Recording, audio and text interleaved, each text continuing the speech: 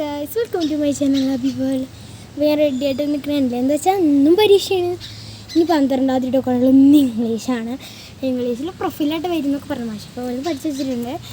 അപ്പോൾ എന്തായാലും കേസ് ഇവിടെ വരുന്നേ എൻ്റെ മാമനാണ്.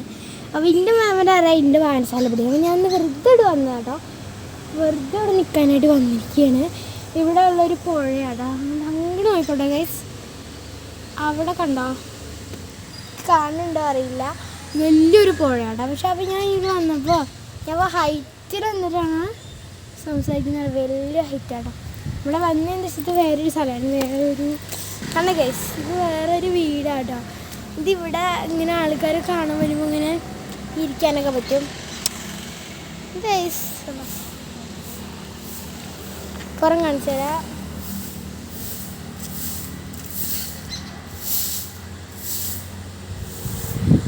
റോഡൊക്കെ ആട്ടോ ഗൈസ്. അവിടെ നല്ല വെയിലുണ്ട്.